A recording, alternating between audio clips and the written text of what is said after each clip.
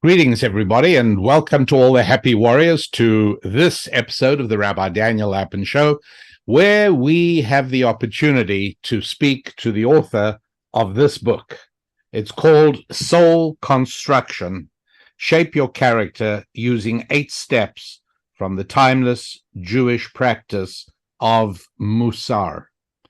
And it's become enormously popular. It's available on our website at rabbidaniellapin.com. And we are hearing and continue to hear from people whose lives it has impacted and made serious changes to. So I thought it was time to have the author back on, Mrs. Ruchi Koval. And we've been trying to put this together for a little while, but thank you so much for making it happen. My pleasure. It's an honor to be here again. Gosh, well, perhaps the first place to start might be the enormous preoccupation there is, not just in the United States, but around the world, with self-development and self-improvement. Now, there's certain obvious areas. For instance, the most recent edition of the Friday Wall Street Journal had, as it always does, a section they called Mansion. And in this, they usually highlight a trend in homes or unusual homes for sale or what people are doing to their homes. And it's in some ways, to me, it's the most interesting part of the Friday Wall Street Journal.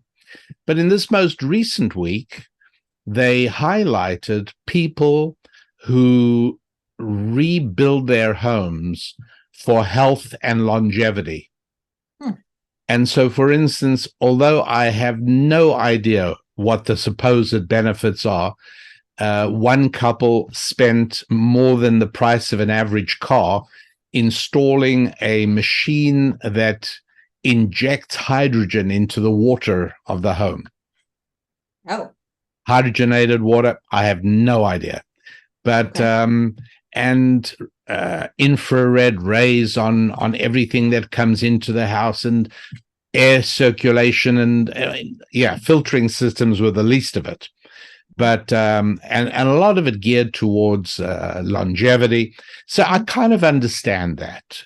I understand that's an area of self-improvement with a very tangible, real-world impact. You know, I'm going to be healthier and fitter, and I'm going to look better. And then in that same category are people who are pretty serious about gyms, going to the gym and working out, and again, self-improvement. You know, I get it. Another category of self-improvement is financial. And that's an area that I spend a lot of time in. And I get that as well. That's very, very straightforward. People understand that if there are certain steps they can take and certain strategies that they can deploy that will increase the amount of money they have available, then those are things they're most likely going to want to do. But we're talking about another area altogether. We're talking about self-improvement on an internal level. And yes, I would be among the first to argue that fixing up the inside, and I'm going to let you find probably better ways to define it than I am, I will have no trouble arguing that fixing up the inside will have impacts on the outside. So very often, some of the things that impede people's financial growth are what I call spiritual factors. An example of that might be if you have built into you the idea that you somehow, part of your spiritual subtext, a sort of a script that runs inside of you, that to make money, you've got to be a mean, greedy kind of person. If that is locked into your psyche, then I can well understand that fixing up the way you think is going to invariably have an impact on how you do financially. Mhm. Or if uh, speak about the holistic nature Mhm. of spiritual and physical, how placebos work, and how it is that somebody who somehow thinks he's got a terrible disease will very often have a more challenging recovery than somebody who's optimistic. I've got a lot of data. I mean, the literature is full of how particularly cardiac patients recover better if they have strong social networks, if they have good family and good social lives. So granted that all these things do interconnect, but there are organizations devoted to self-improvement. I'm thinking of something called Landmark Forum. Is that something that's ever come across your radar? Absolutely. Yeah. Yeah. So there's a whole world of that. And although it's getting harder and harder to find a good bookstore to visit, whenever Susan and I do manage, we usually stop in at a bookstore. And I must say, I pretty much make a beeline for the self-help section. And it's not just one shelf, it's bookcases full, ranging, as I say, physical, financial, and everything in between. So you speak of, and this is the subtitle of the book, Soul Construction: Shape Your Character Using 8 Steps from the time. And you know what I ought to do? This is ridiculous. I have a blurred background. Well, I can show my, oh, there we go. You know why I have a blurred background, Ruchi? Why is that? Well, because I'm embarrassed that the background is not tidy. So I Well, conceal I'm going to judge you favorably. it. Shape your character using 8 steps from the timeless Jewish practice of Musar. Yes. Why do I want to shape my character? I'm a skeptic. Okay.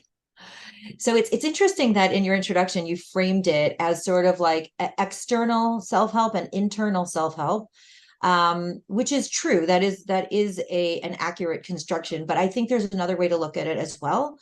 And that would be finite self-help and infinite self-help, meaning that, let's just talk about the anti-aging piece that you mentioned to yourself, right? I think, obviously anti-aging is a whole industry, products, particularly marketed to women, but also to men, products and services and gyms and, massages and spas and all this anti-aging, and the truth is that Judaism, particularly in the ancient Musar text, Pirkei Avot, Ethics of the Fathers, which I draw upon in my book Soul Construction a number of times, makes the point that our bodies are finite, but our souls are infinite, right? And while our bodies are most certainly worthy of investing time and energy into, and I know in your work you describe the 5 F's, right? And I believe fitness is one of them. Is that Absolutely, accurate? yes. Right? So we certainly are charged with caring for our bodies because our bodies are sacred containers for our soul.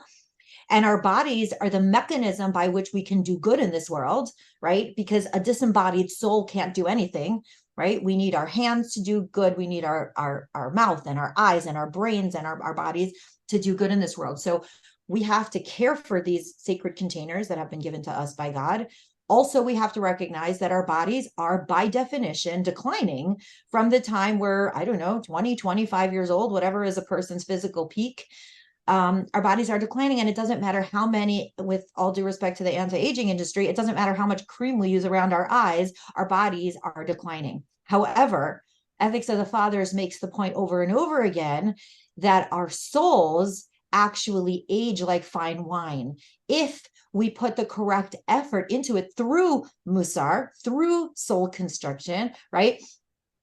And that our souls the opposite of declining. The older we get, the wiser we have the potential to become. The more experience we've had in this world, the more we have the opportunity to learn from our mistakes and the mistakes of others, from the things that we've seen in this world. And society makes a gigantic mistake in discounting the elderly and worshiping youth, and assuming that young people are smarter, faster, know better, and that old people are sort of like has-beens, right? That is a huge anti-Jewish, anti-godly, message. So a person should certainly invest time and energy into their bodies, and they should also be asking themselves, am I at least investing as much time, into my soul care routine as I do into my skin care routine, right?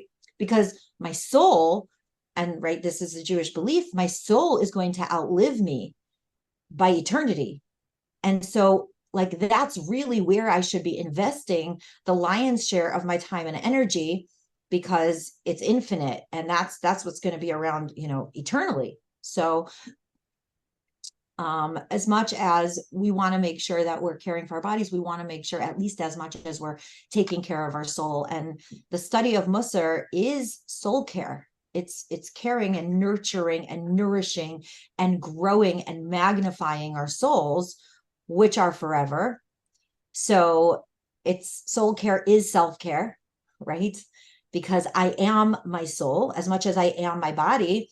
And, as a culture, we define ourselves by our body. How tall am I? How attractive am I? How have I aged? Have I aged well? When people say, have I aged well, they're usually talking about their bodies, not their souls. But we have to remember that our souls are also us. Those are our ideas, our desires, our thoughts, our feelings, our ambitions, what makes us us, our values. So investing in your soul is self-care. And that's really the feedback that I get from so many people who have read the book. I have to share with you, I actually have been studying with 2 college girls who have been home for the summer. And every Sunday night, they would come to my house at 7 p.m. and we would study the book, Soul Construction. We covered the chapter on forgiveness. We covered the chapter on happiness. And we touched a little bit on the chapter on renewal, in advance of the high holidays, which are coming upon us soon. And last night I said goodbye to one of the sisters. One of them already went back to college and the other one is leaving this week. And she was crying as we were saying goodbye. And she said, I initially said yes to these sessions to make my dad happy. But she said, I realized that I'm going to miss them so much because they really fill me up. So it's soul care. It's self-care. It's powerful. It sounds as if that girl had really, in a sense, was a refugee from an epidemic of meaninglessness that permeates the campus to such an extent these days. And if that is the case, then oddly enough, the antidote seems to be from the past, something old, whereas the culture on the campus is the new. Mm-hmm. I think it's an aspect maybe of what you were just saying, youth versus age, new versus old. Is there that dichotomy? In other words, is the antidote to what she or what inspired her to seek you out? What was that? Did she ever articulate it as a meaninglessness that pervades her life on campus? So her father, who's a friend of our family, actually set it up because he comes to synagogue every week, and he studies and he hears all these ideas, and he wanted his daughters to have this as well. So I admire that greatly. And the girls, they actually come from a very beautiful, respectful family, and they respect their father enormously. But I think, and I think in many cases, in many instances, she has actually been raised with many of the values, with many of the basic values of Judaism. So that's unusual in our modern era. But I think one of the things that she was struggling with is that, and this is a very, very important part of my book, is that these ancient foundational traditional ideas have even more relevance the crazier our world gets. Yeah. Right? It's not like, oh, the crazier our world gets, the more out of touch those ideas are. The very opposite is true. So when she looks around at some of the dilemmas that she's having on campus, whether it's, oh, this girl wants to room with us next year, but she's not a good person, what should we do?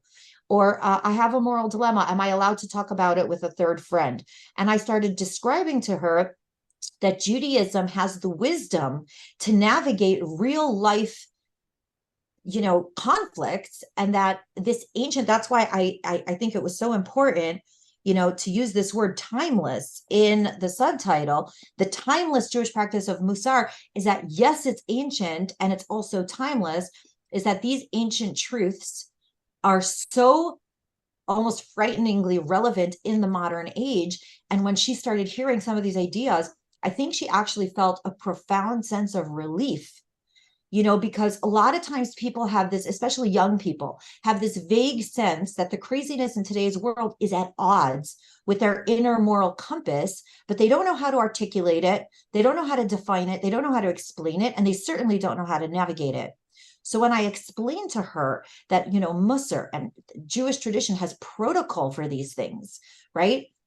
It was like, oh, wow, who knew? And all of a sudden, the issues start to make sense. It's just such a beautiful thing to behold. It doesn't matter how crazy the world gets. There is this ancient compass that is never going to change.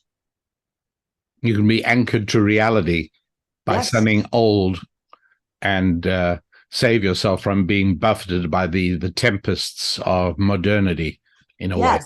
And to follow on your metaphor of sailing, because I know that is a passion of yours. So to follow on that metaphor, Rabbi Dr. Akiva Tatz, who is a South African, now British rabbi and scholar and physician, he said something in his book, Letters to a Buddhist Jew, that when a person is in a small boat and they feel themselves being pushed by the wind, the best thing to do is to hitch yourself to a larger boat. And so he calls that larger boat, that's the Jewish tradition. It's large, it's old, it's timeless, it has withstood the test of time.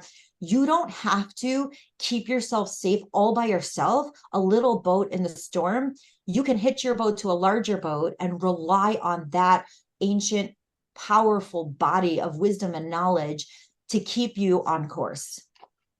Hi, I'm Rabbi Daniel Lapin. Do you want to go on a treasure hunt? Let's journey through the Lord's language, Hebrew, with Buried Treasure. Buried Treasure reveals vital insights about love, happiness, faith, wealth, and more, drawn from my years of teaching and traveling. It's perfect for those who do not know any Hebrew.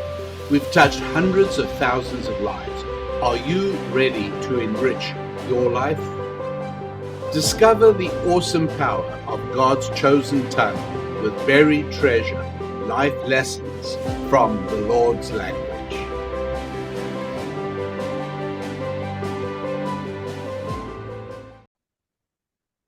Are you finding in the people you speak to, and I know you lecture a great deal and you talk to a lot of people, are you finding any struggle that emerges from a necessary readjustment? It used to be that we sold everything that was new and modern. I mean, the key words in marketing were modern, new, fresh, and yet in an inexplicable way for most of us, we're suddenly finding that terms that have to do with modern and new and fresh, such as progressive, for instance, presume that progress is pure and that new is positive and modern is valuable. Mm-hmm.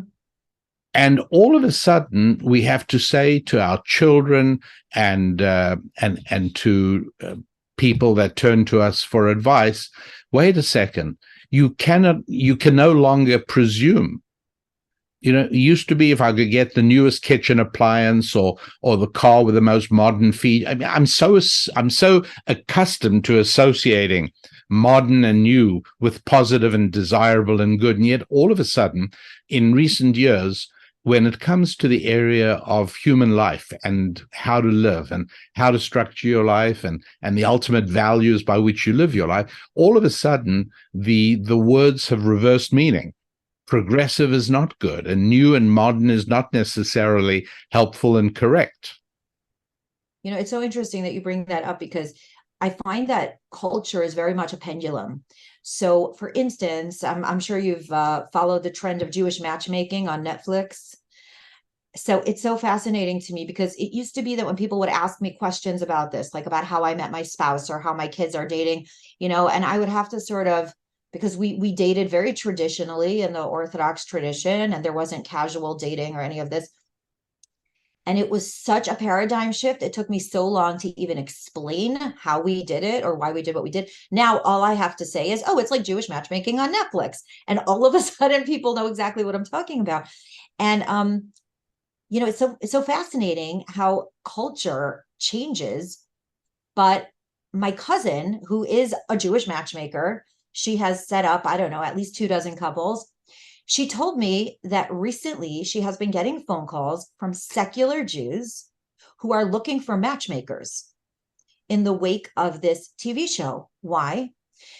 Because in the era of dating apps and the swipe left, swipe right, people are getting increasingly fed up with this non-personal, fake image-driven way of meeting people. And they are actually looking for something new, which is really something old. And they're starting to think to themselves, what if I could reach out to an actual person who gets to know me and then who knows other people and can fix us up? Isn't that so new and modern and, cutting edge? Really, it's a return to ancient personal values. And so I actually find that in some ways, society is getting saturated with the digital age and choosing to step away from it sometimes to re-engage in old world values because it feels new to them. Right? To the digital natives, these, kids, Gen Z or whatever they call them, right? These young people in their 20s who grew up in this world, who never didn't know a digital world, are finding newness and freshness in these old world ideas. It's actually fascinating.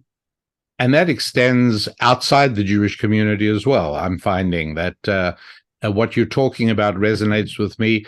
I after having been involved with Susan in many, many, many matches in our synagogue in California. Oh, I didn't know that. That's such a beautiful opportunity. 111 weddings.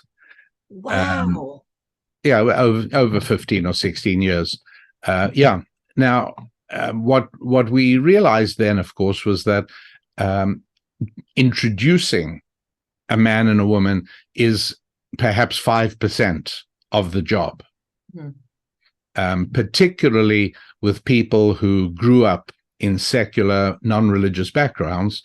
The 95% part of the job only began after they had met, starting with even explaining, and much more than explaining, helping a man to get the message from his head to his heart, which sometimes is the most arduous and difficult 12-inch journey I can think of. The idea that, yes, marriage is limiting. There's no question about it. Of course it limits. You don't know that the most amazing woman isn't going to come around the corner tomorrow or next week. And so, yes, that does close off. But the idea that that limitations are paradoxically indispensable for growth and progress. And so, in terms of time management, we have a teaching unit on time management, which teaches that one of the most important words you need to know for managing your time effectively is the word no. In other words, you have to identify the things you're going to say no to, because otherwise you can easily fill up your available time on all kinds of fascinating and sometimes even important things, but things that are not on the schedule for this week. So all of that, I mean, that whole area of matchmaking and marriages, very, very challenging and a lot of work. But one part of it that I've got to think I could sell on a television talk show. It makes so much sense to me, and I'm just worried that I may be getting a little out of touch with reality here. So I'm asking you, how would I do if I wanted to try and sell a traditional matchmaking approach? And part of my sales pitch is the following.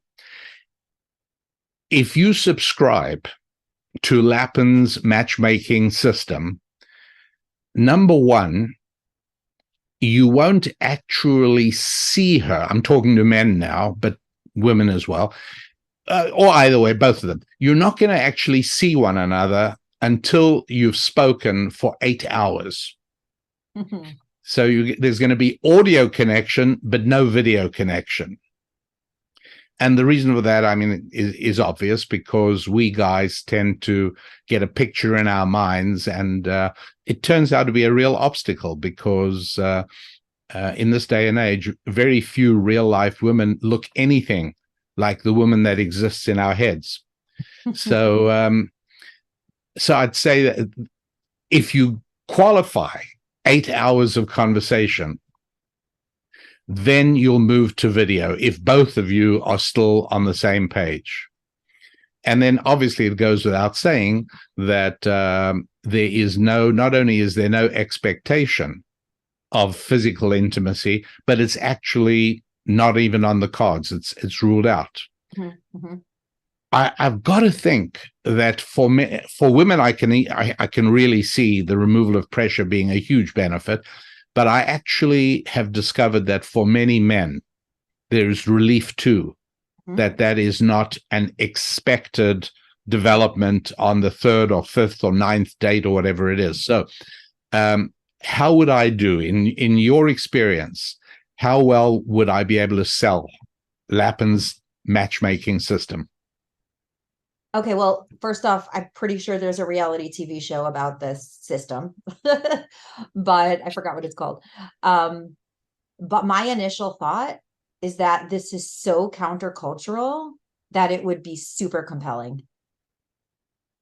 Because I do think that people are saturated with everything goes, all expectations, you're selling your body, even just, the dating app having pictures. I mean, even in the Orthodox Jewish matchmaking scene, pictures are a hotly debated topic. Yes. As a father of 6 girls, I'm really bothered by that. That's right. And even if there are no pictures, everybody is Googled, we all know how to internet stalk people. So I think that there would be, look, you would definitely have people who are like, no way in the world I'm doing that. But I think there is a countercultural revolution going on where people are sick and tired of the image-driven judgmentalism that happens in the world of dating. And I think if I were an investor, I would sign on. I do. I think that there's a place for this. I think that there is basically what I'm hearing you say is, what if you could put your soul on the table before you put your body on the table? Oh, can I use that line when I sell this? Absolutely. It's yours.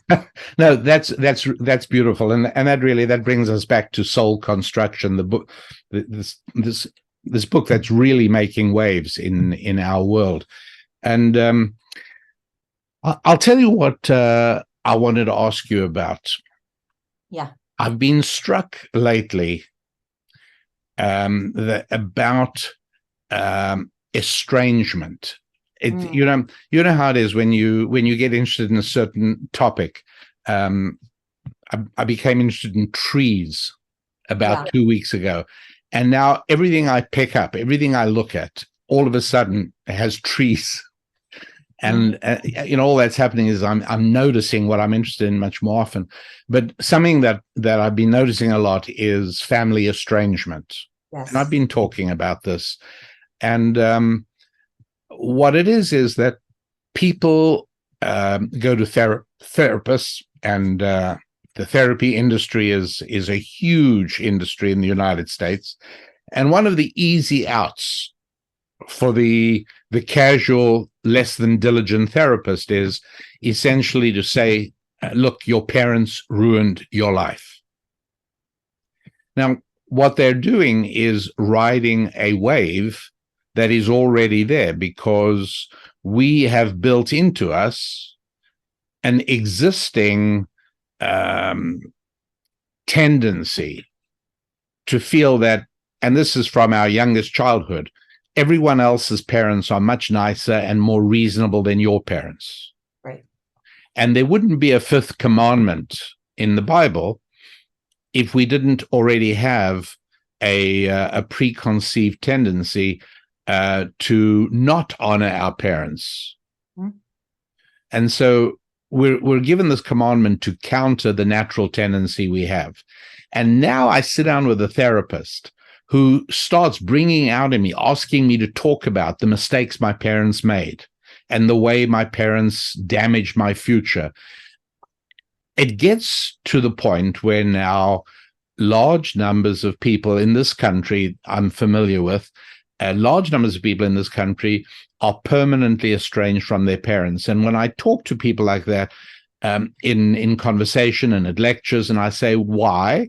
The first thing is, well, you don't know how they abused me. And so when did this abuse happen?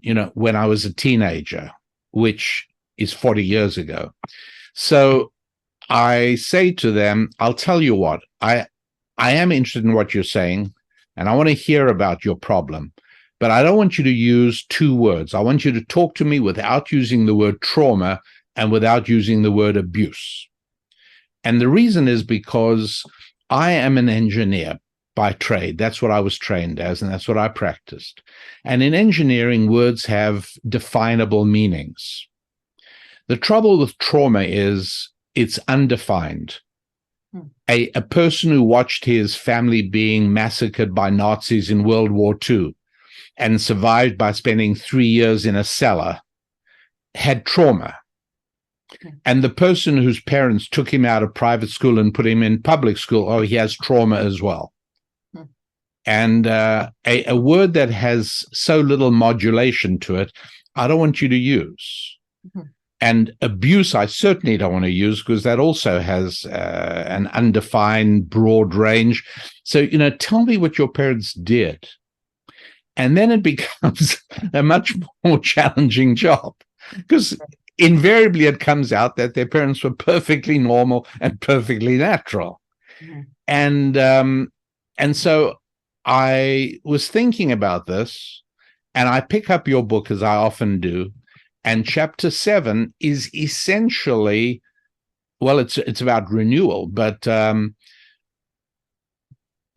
what I wanted to ask you is this. In my mind, what seems to have vanished here is the moral quality, the character quality, the aspect of your soul, which says people can atone. Yes. I can forgive. Yes. I can get past it. If somebody is suffering from family estrangement, a sibling, sometimes it's a child, it's a parent, what can they expect to gain? How could they change their lives? Because repairing a family estrangement is life transforming, isn't it? Absolutely, no question about that. And so what are some of the paths that soul construction leads the person along? Yeah. I'm Rabbi Daniel Lapin. My friend Pastor John Hagee said this about my book, Buried Treasure: Life Lessons from the Lord's language. Rabbi Lapin presents the hidden mysteries of the Hebrew language with a vibrant, electrifying force that reveals the unknown and brings a confidence that the Bible is indeed God's blueprint to life's greatest adventure. Are you ready to embark on your own journey? Begin your voyage of discovery today. It's an excellent question, and it is a very, very big problem in our society today. This deep fissure between the generations, where the phenomenon of children, adult children, estranging their parents it's no longer a rarity, and that is a terrible thing. You mentioned the word abuse and the word trauma and about how they're completely unregulated. I will add to that the word toxic. I think very nice. Thank you. Yes. People append the word toxic to relationships and to people so casually that it has ceased to have any meaning. And this is something that I talk about a lot in my lectures. And, before we get into this, I just have to comment, I do have 8 chapters in my book. And of course, they address 8 different character traits. But of course, human beings are not divisible into little pieces like that. All the pieces, blend and impact and are impacted by all the other pieces. So you brought up chapter 7, which is the chapter on renewal, which is about coming back from our mistakes and refreshing ourselves and being able to forgive ourselves and move on. The ability to change negative patterns and habits in order to find fulfillment and to renew ourselves into the person we really were meant to be. The second chapter in my book is on forgiveness. And that's kind of related in the sense that it is giving other people the option of renewal, opening the door for the possibility that other people can come back from their mistakes, that they're not unforgivable. And of course, this is impacted by the first chapter, which is about favorable judgment and telling yourself that maybe people did the best they could with the tools they have, and maybe those tools were very limited.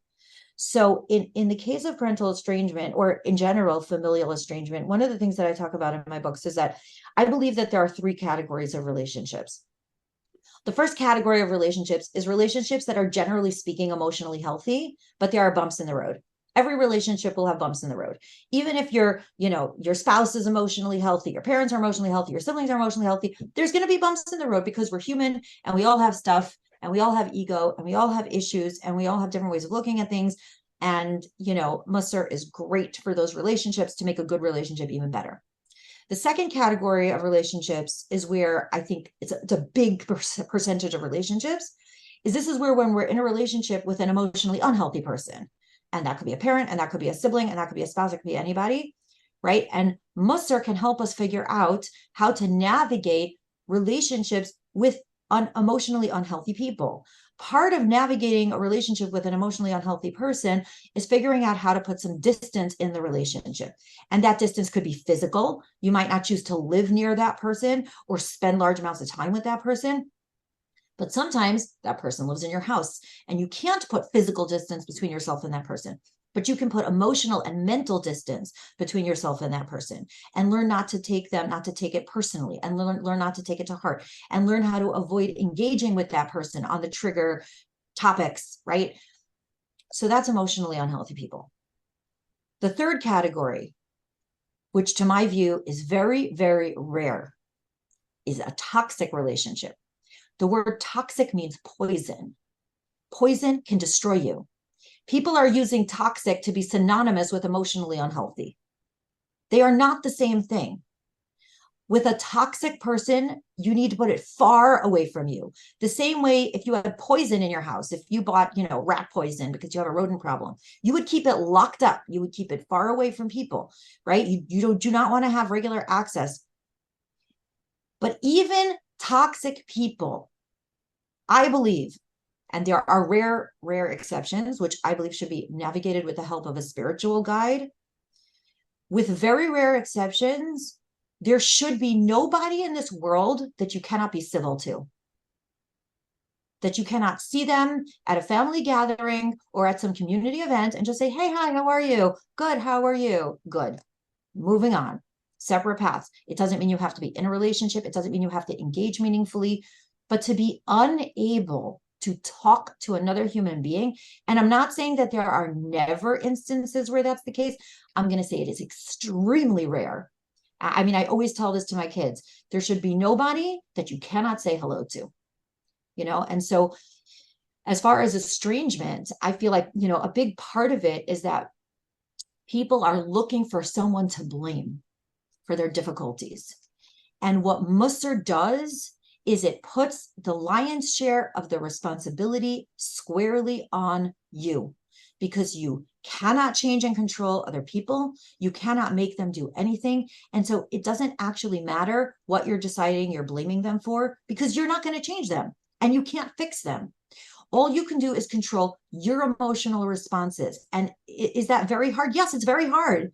Being a human is hard. And that's why we need all the help we can get. And that's why these ancient truths give us an unbelievable assistance model for navigating these difficult things. But a person can live in blame and victimization for their whole entire lives and never find peace, because they're still waiting for the other person to do the work.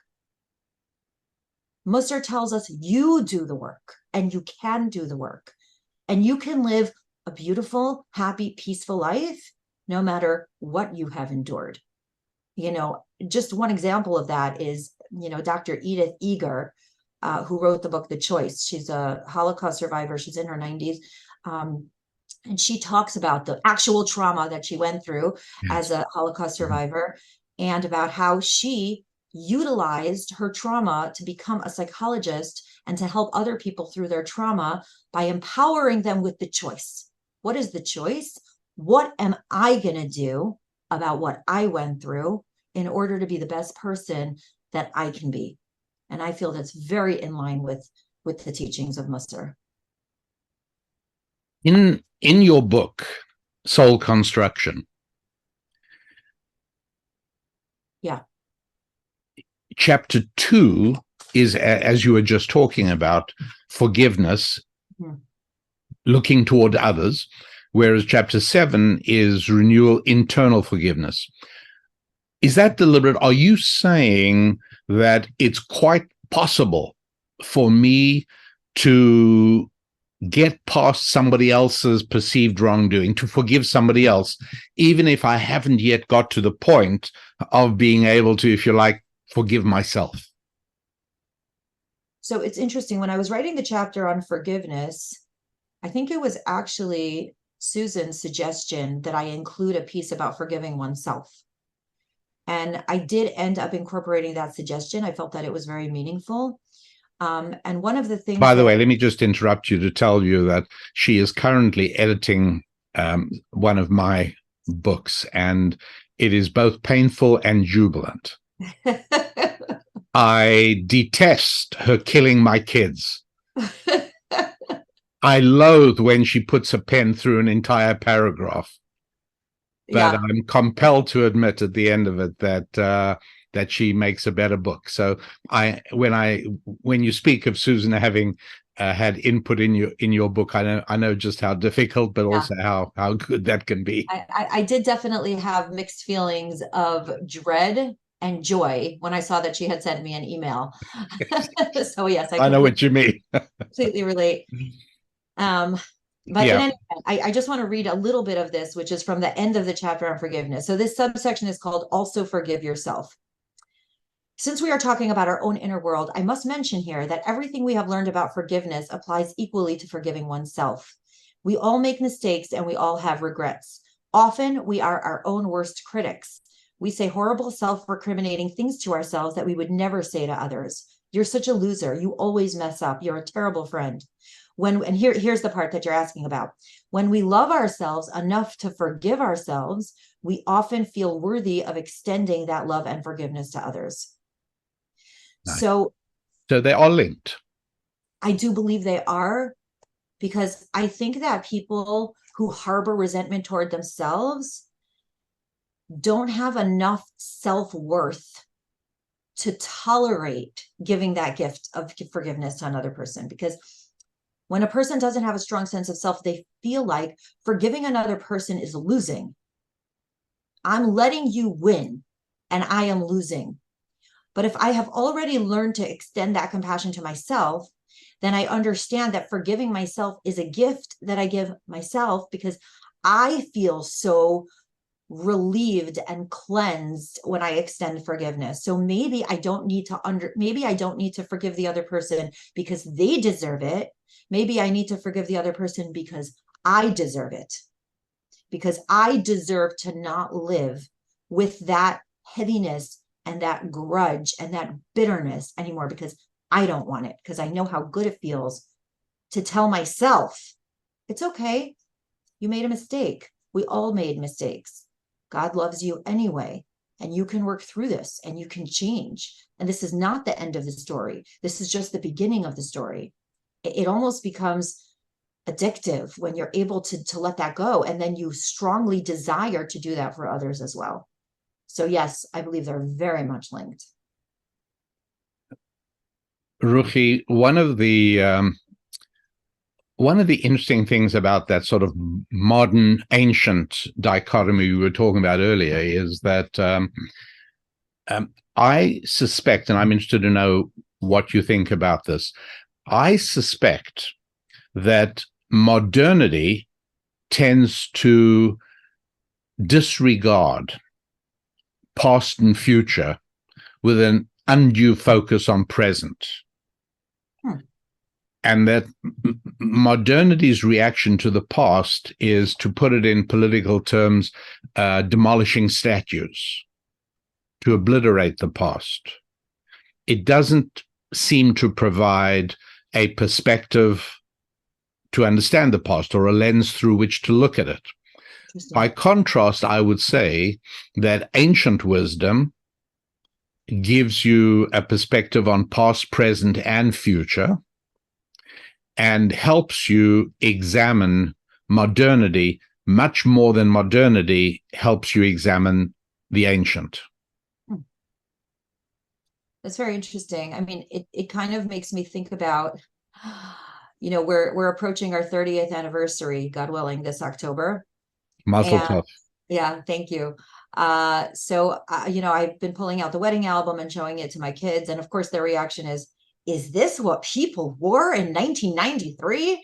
And I'm like, yes, that was actually very fashion forward in 1993, but what it made me think about is that anything that is by definition modern is also by definition planned obsolescence.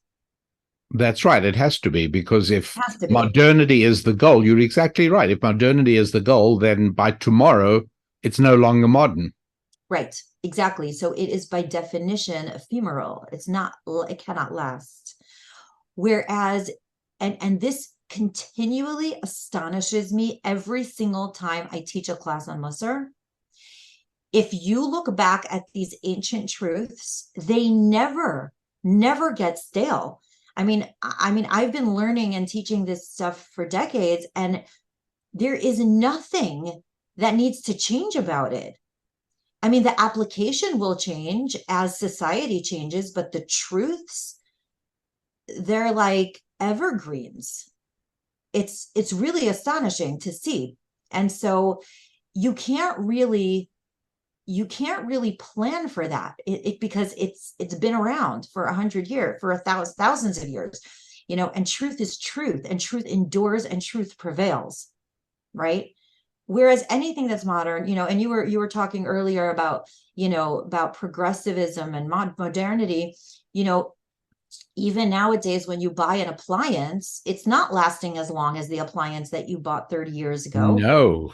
And the furniture is not lasting as long as it did 30 years ago. Nothing is. So by definition, the new is not better. It's poorer quality, and it's going to last shorter. And, it's temporary. It's by definition temporary. So something different and new is going to have to come up to replace it. And then something different and new is going to have to come up and replace that. This is true technologically, and this is true with fads and trends. It's always changing. It's by definition always changing. So in secular terms, I have not seen anything substantive that has come out of a contemporary university department on the thinking of Socrates and Aristotle. Hmm.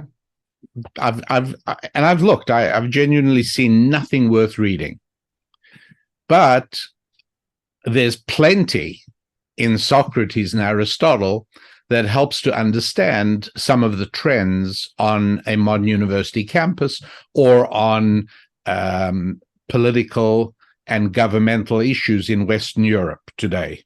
Mm-hmm. You know where I'm going with this. I'm going to popular culture and entertainment. Yes. I don't know. Offhand, I can't think of a lot of movies that I've watched and I've said to myself, oh, this puts the emergence of traditional thinking on the formation of society into context for me. Or, oh, this now really teaches me something I didn't understand about marriage. I cannot think of a movie, and I'm an enthusiast of the art form. Mm-hmm. But I can think of many ways in which ancient wisdom sheds light on why a certain movie was made a certain way. Yeah. I've been talking a little bit lately. I don't know if you know, but I'm a fairly distinguished movie reviewer. I did not know that. Oh, and look, there's a niche I have captured. It's all my own. There are many, many, many movie reviewers. So how do I distinguish a Rabbi Daniel Lapin movie review? The niche I occupy and have made my own is that I'm the only movie reviewer who routinely reviews movies I've never seen. And so that is a niche. that's right. And so I've seen neither Barbie nor Oppenheimer, but I've spoken about aspects of it. One, of course, is that the protagonist in each case is Jewish, not Barbie, but Ruth Handler, who created Barbie. Right. And both certainly, the way I saw it is I thought both movies placed great focus on the present. In other words, Barbie never ages, Barbie never gets pregnant, Barbie never has her own child, as far as I know. Well, there actually was a pregnant Barbie that got canceled. Aha, I see. Evidence piles up. And of course, I argue that in certain ways, and that certainly wasn't his intention, but Oppenheimer also introduced an entire period, the period after World War II, the Cold War period, where people really doubted that they would have a future. There was an air of pessimism in the climate, that people, the world was going to be brought to destruction. So in sort of in both ways, there was a focus on the present. But that being aside, I would love. You've seen Barbie? Yes, I went to see it. So I have not, which means in my terms, I can still review it. But I'd be more interested in hearing what, you're a teacher of Musar, you're a teacher of ancient Jewish wisdom. Review Barbie for me. All right. So my first dilemma was, because I was going with my daughters, if I should let my 13-year-old daughter see it. So I did my research and we decided not to let her see it. And I'm glad that I didn't, because the themes were too mature for her, in my opinion. What as again, not having seen themes of women being used by men for gratification. And she is, I don't feel that I'm ready to explore those themes with her right now. Mm-hmm. So it was just premature, I felt, for this particular 13-year-old. So I had a lot of mixed feelings about the movie. On a surface level, it was a lot of fun. It was funny and it was entertaining. And I enjoyed it. It was a fun night out with my daughters. And honestly, I mean, movies are made to make money. Let's be honest, right? Of course, a movie also wants to make a political or a cultural statement. And of course, it needs to stand out in some way in order to be, successful. But the purpose of movies is to make money. And so they're definitely going for the entertainment value over the realism value. So, I don't look to movies for realism. And of course, when a person watches movies regularly and they're constantly exposed to themes of romance and love and, which are fake because fakeness sells, it really starts to affect their worldview and expectations, even though they know that what they're watching is fake, but it still has an impact. So on the purely entertainment level, I thought it was great. I thought it was a lot of fun. Thematically, I felt that it was problematic. First of all, I felt that it was a little all over the place. I felt that it wasn't entirely sure what point it wanted to make. On the one hand, I think it wanted to talk about the empowerment of women. I think it wanted to talk about women not having to be perfect. I think it wanted to talk about, smashing the patriarchy and all of these things. But it was a bit disjointed. I felt like there were too many points it was trying to make and it wasn't focused enough. But that's sort of like not really where I feel like you're going with this. The main thing that I wanted to share, which I feel would be relevant to the conversation that we're having, is a theme about men and women. And one of the things that really interested me about it was the sort of guy versus girl war. And it sort of painted like, well, here's Barbie and Barbie's fine, but then there's Ken, and Ken is a problem. And Ken is a problem because now once Ken has experienced the real world, he's like, oh, in the real world, because, they're coming from Barbie land where women do everything.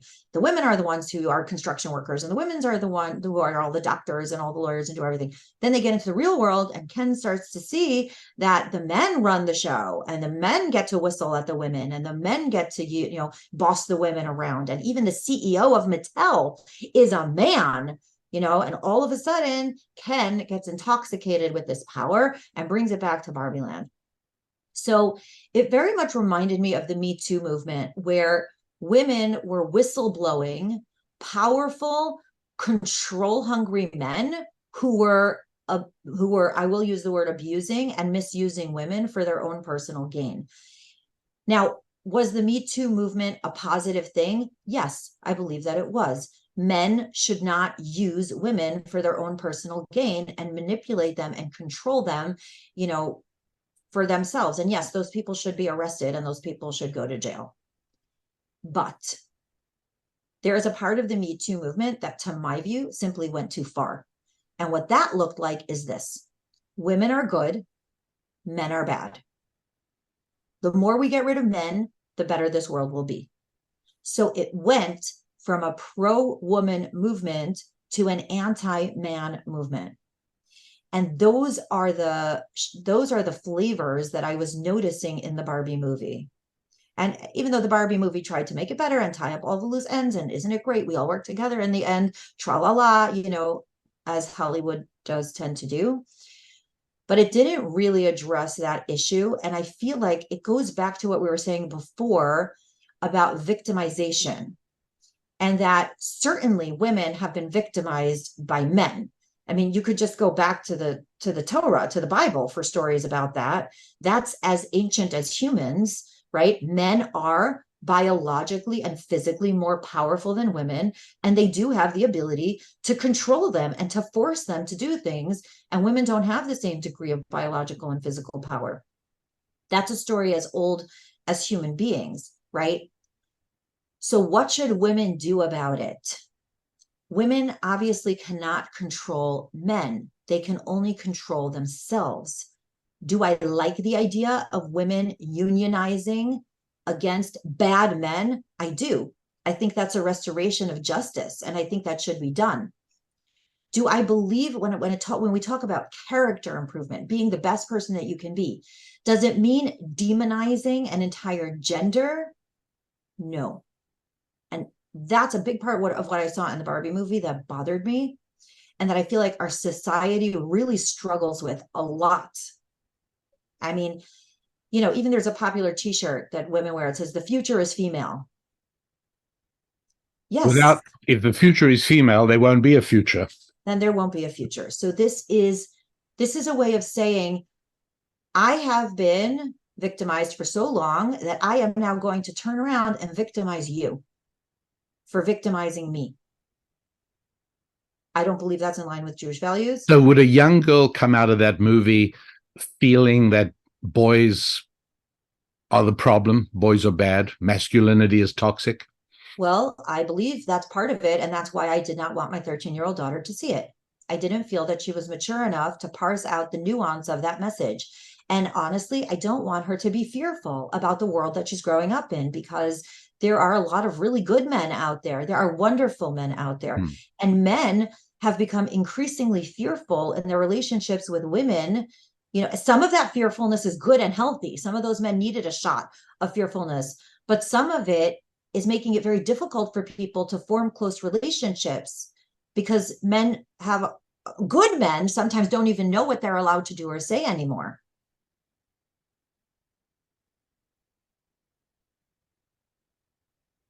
I get it. So there's a lot there to unpack. I do have to say that there was one point in the Barbie movie where I felt like a little nod toward the Genesis story, where Barbie is, in this Barbie land, this beautiful, perfect utopia where the toast always comes out good and fit, and her high heels never hurt her feet. And then she gets transported to the real world, so to speak, and all of a sudden people are looking at her and people are laughing at her, and she's getting a bad back from the high heels and this and that. And I sort of felt like it was that tragic moment where Adam and Eve ate from the forbidden fruit, and they went from being blissfully unaware of the shame of being human to this knowledge that they were not supposed to have.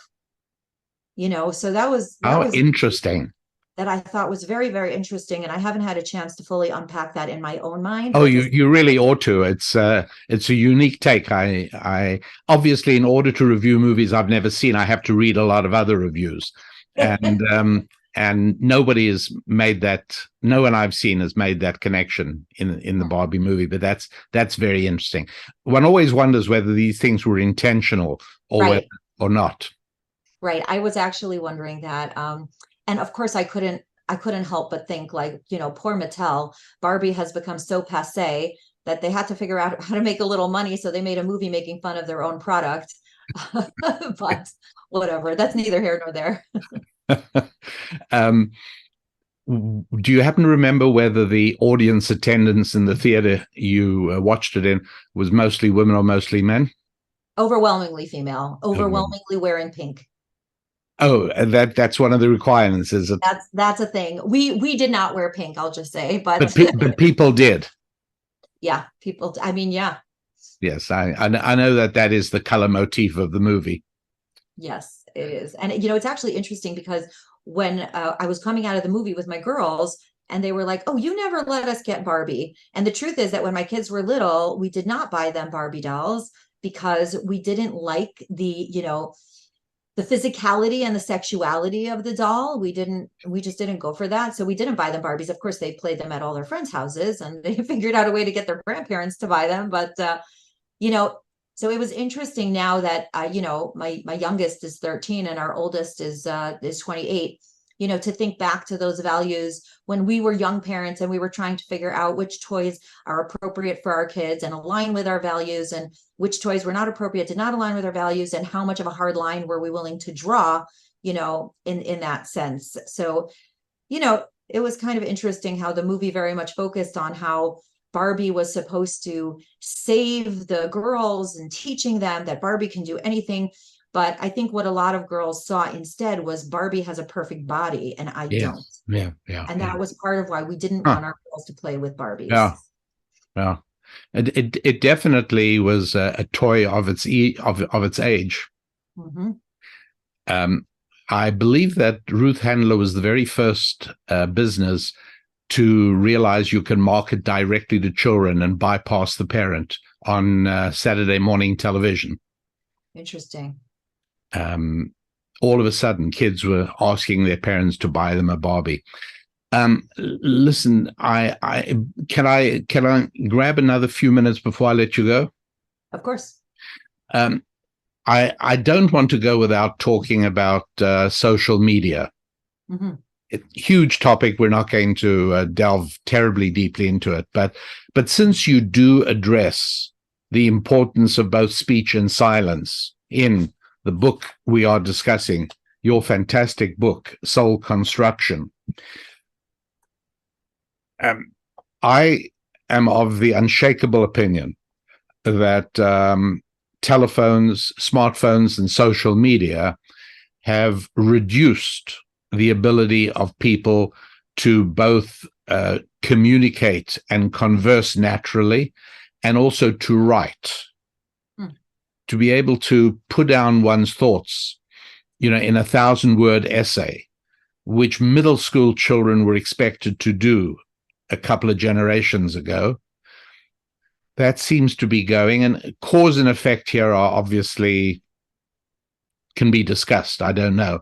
But in terms of self-development, in terms of becoming a better person, in terms of refining your soul and polishing your character, where does social media fit? And you've got a 13-year-old daughter who you didn't take to Barbie, but does she have a smartphone, and does she have social media? So, contrary to the advice of Ethics of the Fathers, I'm going to answer your last question first. Of course. As far as social media, so she has an iPad where she can, communicate with her friends. And she actually just asked me to get Snapchat, which is a social media platform that the kids are on, and we said no. And she asked why, and we said that there is a great potential for middle schoolers to get hurt on these platforms, and we want to protect her from that hurt.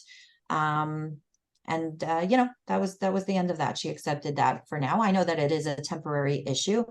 I have seen with my older kids that a few of them were on social media in high school and have chosen to get off it. At least 2 of my kids have done that and are no longer on social media and are much happier for that decision. Obviously, I myself am a liberal user of social media. I'm very active on Facebook and Instagram. And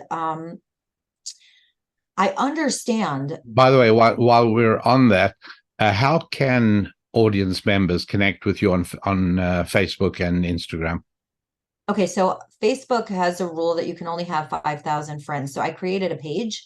So, if anybody wants to find me, I'm Ruchi Koval, RUCHIKOVAL, my page on Facebook, and on Instagram, ruchi.koval. The good thing about having an unusual name is that you have an unusual name. So you're easy to find on social media.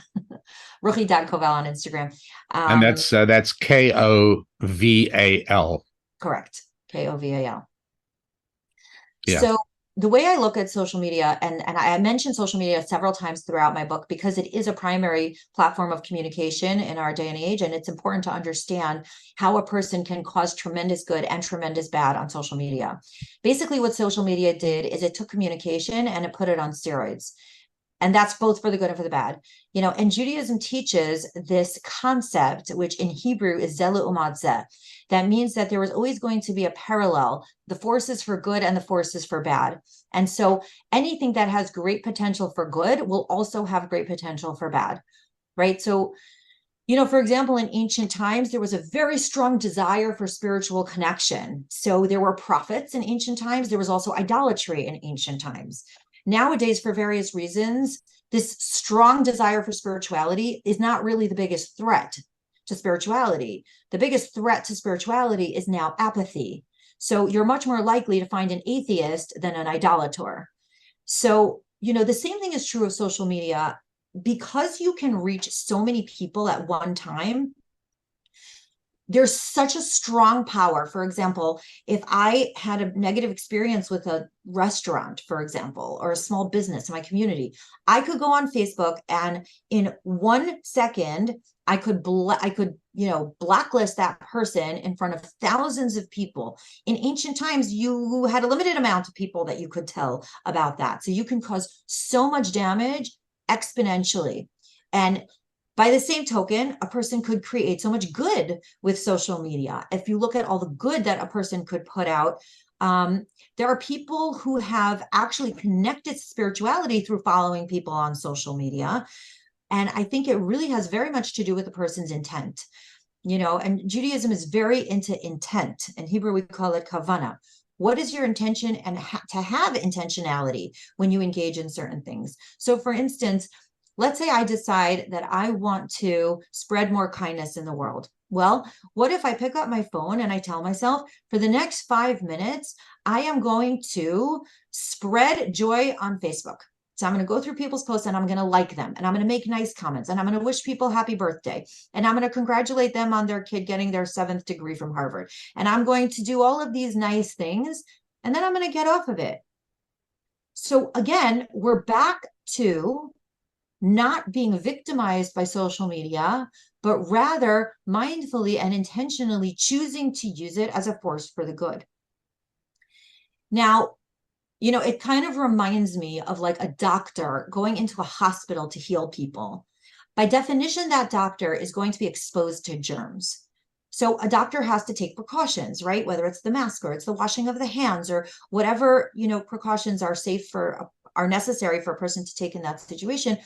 But the bottom line is that your intentionality is that you are going in there to do good, right? So when I interact on social media, I know that I am putting my character at risk. It's a risky business to go on social media. And I'm raising my chances of feeling envious. And I'm raising my chances of feeling inadequate. I have to understand those risks, and I have to take precautions, for those risks. So maybe there are certain accounts that I want to hide so I don't have to see them every day. Or maybe my intentionality is, there's an expression, post and ghost. You get on there, you post what you want to post, you put out some goodness into the world, and then you get off. And you don't have to interact with every account, like my kids call it hate reading, when you follow an account that you disagree with so you can argue with that person and troll that person, right? And then you could ask yourself, what is this session doing to my character? Is it bringing me closer to the person that I want to be? Or is it taking me further away from the person that I want to be?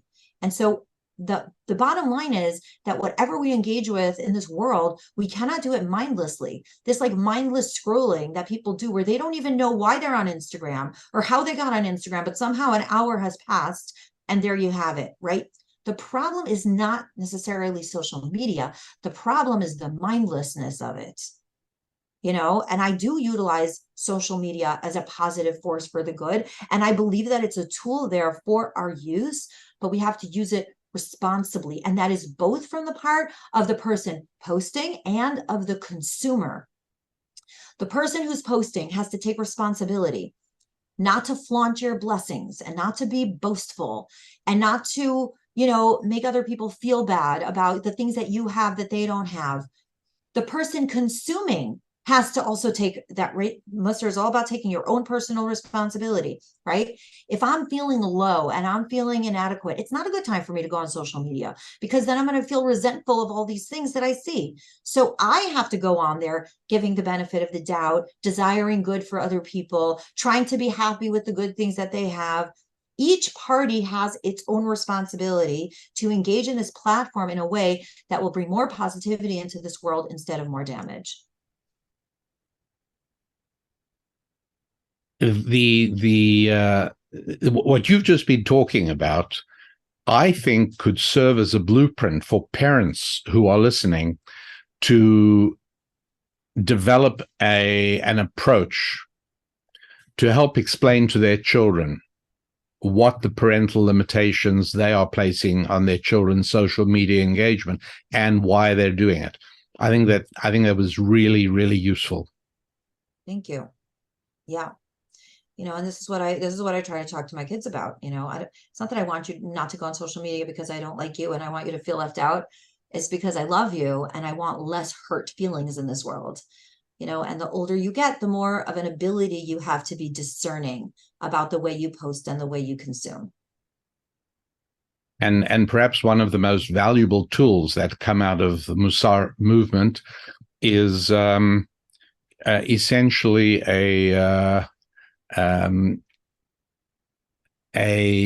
highlighting of the prime quality of our father Abraham, which is a comfort at being different from the masses, an ability to walk a slightly different path or a very different path even.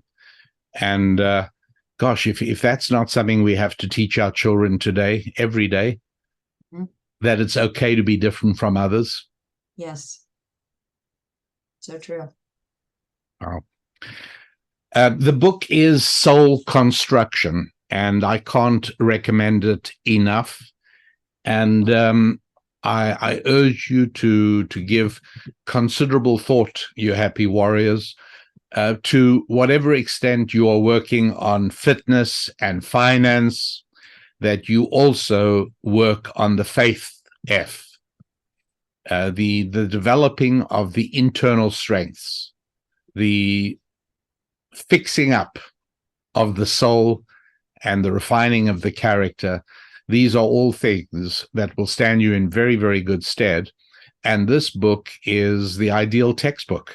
It's a workbook. It's the ideal accompaniment to walk you through this exciting journey, because every physical journey, the older you get, the less capable you are, whether it's how many pull-ups you can do, or how many hand presses you can do, or how many bench presses you can do, or how many kilometers you can run.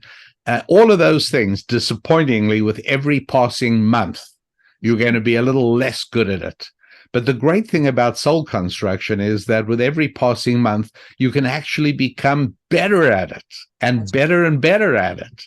And if that's not a good enough reason to do it, then I'll provide you with a few others in weeks to come. But I think that that's a really good start. Yeah. And Ruchi, thanks so much. It's always a delight to talk with you and to hear of your adventures and the thoughts you're coming up with. And I look forward to doing it again not too long from now. Thank you so much. Always a treat to have these conversations. I appreciate it. Wonderful. All righty. Regards to the family.